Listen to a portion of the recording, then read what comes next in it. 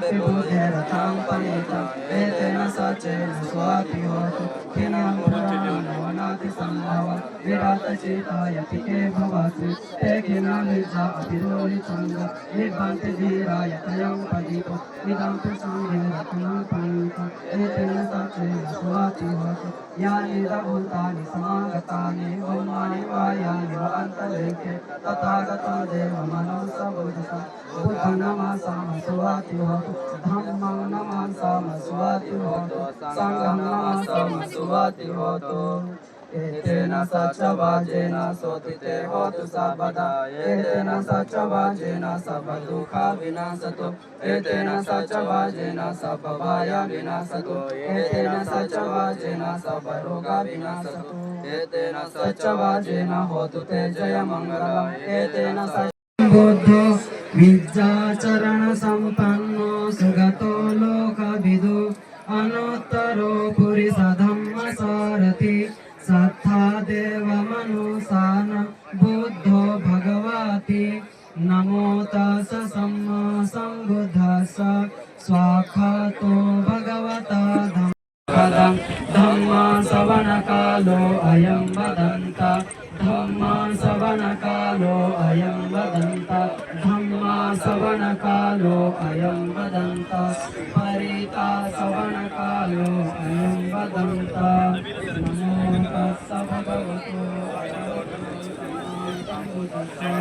यानि भूतानि समागतानि ब्रह्माण्डयानि वा अन्तरिक्षे सदेव भूता सुमना भवन्तु अतोऽपि साका च सुनन्तु भासितं तस्मा हि भूतानि समेत सभ्ये नेतं करोता मनुष्या पजाय दिवाचरतो च हरन्ति ये बलिं तस्मा हि नेरक्षत अपमाता यं किञ्चिवितं विधवाहुरं वा साकेषु वायं रत्नं पणितं नमोऽस्मि अपि तथागतेन इदं बुद्धेरत्नं पणितं एतेन सत्येन सुवाति होतु भयं विरागं अनतां पणितं 1870 acres ಜಾಗ ಕೊಡ್ತಾರೆ. ಅದಾದ್ಮೇಲೆ ಫಸ್ಟ್ ಪಬ್ಲಿಕ್ ಸೆಕ್ಟರ್ ಬರುತ್ತೆ BML 1964 ಅಲ್ಲಿ. ಅದು ಇಡೀ 65 ಇಯರ್ಸ್ ಅಲ್ಲಿ ಉದ್ಯೋಗ ಕ್ರಾಂತಿಯನ್ನು ಕೊಟ್ಟಿರೋದು ಬರೀ 1350 ಪರ್ಮನೆಂಟ್ ಎಂಪ್ಲಾಯೀಸ್ನ ಕೊಡ್ತಾರೆ. ಇಡೀ ದೇಶವ್ಯಾಪ್ತಿ ಉದ್ಯೋಗ ಏನಾದರೂ 1850 ಏಕರ್ಸ್ ಕೊಟ್ಟಿರುವಂಥ ಜಾಗದಲ್ಲಿ 1350 ಅಷ್ಟೇ ಪರ್ಮನೆಂಟ್ ಎಂಪ್ಲಾಯೀಸು, ಕಾಂಟ್ರಾಕ್ಟ್ ಮೇಲೆ 3500 ಎಂಪ್ಲಾಯೀಸ್ಗೆ ಕೊಡ್ತಾರೆ. ಪಾರದರ್ಶಕತೆ ಬಗ್ಗೆ ನಿಮಗೆ ಹೇಳ್ತಾ ಇದ್ದೀವಿ.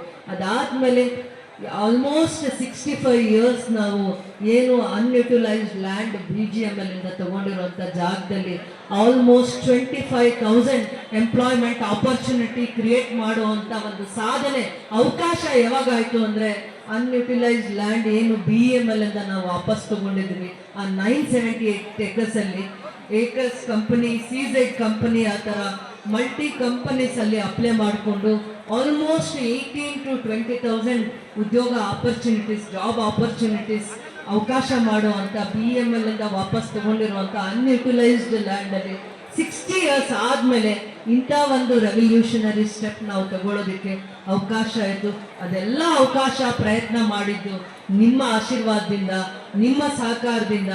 ನಿಮಗೆ ಏನೇನು ಕಷ್ಟಗಳನ್ನು ನೀವು ಈ ಇಷ್ಟು ಕಾಲ ಡೈಲಿ ಟ್ರಾವೆಲರ್ಸ್ ಇರ್ಬೋದು, ಇಲ್ಲಿನ ಓದ್ಕೊಂಡಿರುವಂಥ ವಿದ್ಯಾವಂತ ಮಕ್ಕಳಿರ್ಬೋದು, ಅವರ ಪ್ರತಿಭೆಗೆ ಸಕಾಲಕ್ಕೆ ಉದ್ಯೋಗ ಸಿಗದೆ ಪ್ರತಿ ಹಂತದಲ್ಲೂ ನೋವು ತಿಂತಾ ಇದ್ದಂಥ ಮಕ್ಕಳಿಗೆ ನಾನು ಯಾವ ರೀತಿ ಸೇವೆ ಮಾಡ್ಬೋದು ಅಂತಂದಾಗ ನನಗೆ ಸಿಕ್ಕ ಒಂದು ಚಿಕ್ಕ ಅವಕಾಶ, ಚಿಕ್ಕ ಗೋಲ್ಡನ್ ಆಪರ್ಚುನಿಟೀಸ್ನ 1960s ಅಲ್ಲಿ 1964 ಅಲ್ಲಿ ಸರ್ಕಾರ KGF ಅಲ್ಲಿ ಮೈನಿಂಗ್ ಅಲ್ಲಿ ಕೆಲಸ ಮಾಡುವಂತ ಕಾರ್ಮಿಕರಿಗೆ 1870 ಎಕರೆ ಜಾಗ ಕೊಡ್ತಾರೆ ಪಬ್ಲಿಕ್ ಸೆಕ್ಟರ್ಸ್ಗೆ ಅಂತ ಸರ್ಕಾರ.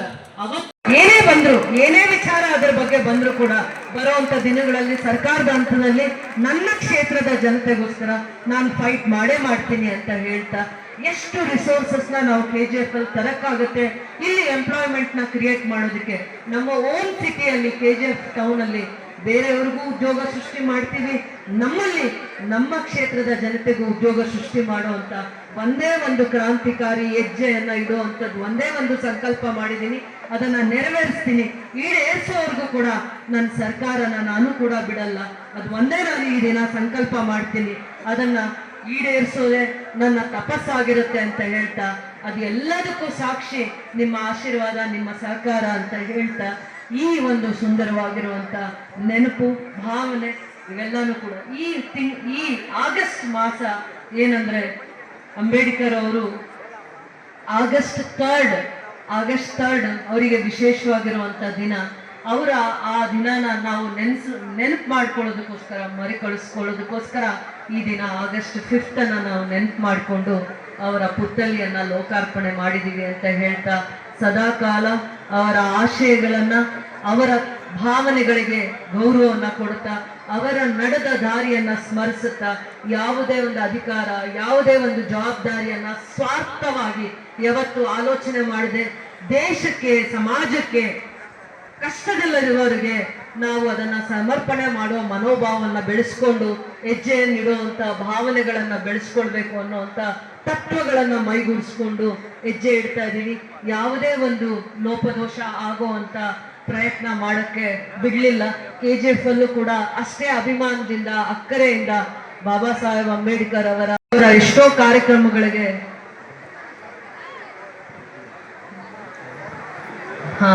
ಏನು ಇದು ಇವತ್ತು ವಿಶೇಷತೆ ಅನ್ನೋಂಥದ್ದನ್ನ ಹೇಳಲಿಲ್ಲ ಅಂತ ಹೇಳ್ತಾ ಇದ್ದಾರೆ. ಮೊದಲು ಬಾಬಾ ಸಾಹೇಬ್ ಅಂಬೇಡ್ಕರ್ ಅವ್ರದ್ದು ಬ್ರಾನ್ಸ್ ಪ್ರತಿಮೆ ಇರಲಿಲ್ಲ, ಕಂಚಿನ ಪುತ್ಥಳಿ ಇರಲಿಲ್ಲ.